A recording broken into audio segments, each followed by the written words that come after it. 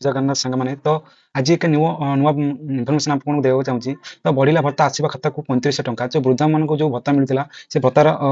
दर वृद्धि कर मुख्यमंत्री मोहन माझी तो आज न्यूज में जानवा केते टंका कम बढ़िला तो चलते आज वीडियो स्टार्ट करवा तो टिके वीडियो पर नजर रखु जनवरी नुआ पेंशन राशि कार्यकारी हो तो जनवरी मास नुआ पेंशन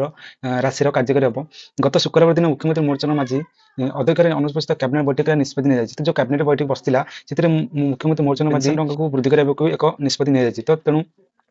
देखते हूँ जनवरी 25 नुआ पेंशन राशि कार्यकारी हो तो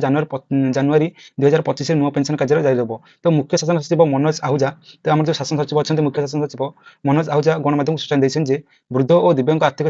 स्थिरता बढ़ावा एक पदवी रखाई तो जो वृद्ध और दिव्यांग को ये जो अर्थ मिलता स्थिरतार किसी बढ़ावा निष्पत्ति नहीं तो तेणु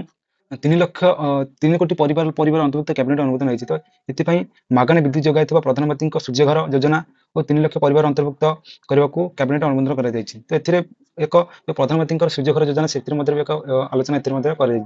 तो मार्च 27 सुधा यह प्रकल्प शेष हो आशा कर मार्च 27 सुधा प्रकल्प शेष हो आशा कर तो मार्च 27 सुधा यह प्रकल्प शेष आशा कर तो टिके देखो मुझे कहीदे जो मैंने वृद्धा को जो मिलता जो पेंशन पैसा से किसी वृद्धि सरकार तो से आपन को देखो न्यूज पेपर दिंतु तो से दिव्यांग पेंशन रे ओडिशा सरकार गुरुत्व रिलीफ प्रदान कर तो दिव्यांग ओडिशा सरकार गुरुत्वपूर्ण रिलीफ प्रदान कर 80 वर्ष अधिक वयस्क व्यक्ति तथा 80% अधिक शारीरिक अक्षमता व्यक्ति मासिक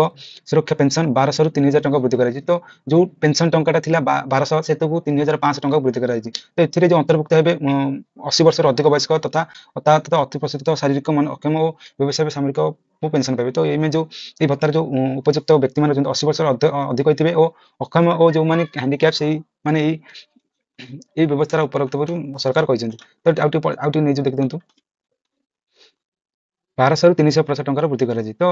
आज इनफॉरमेशन नहीं जो मैंने पेंशन भत्ता बढ़ो तो वीडियो जो आपको पसंद लगे गोटे लाइक कर दिंतु चैनल आप नुआ अच्छे सब्सक्राइब कर दिंतु क्योंकि कौन आपके पाखे एमती छोट छोट खबर मुझे सब पहुँची आज रोचे जय जगन्नाथ।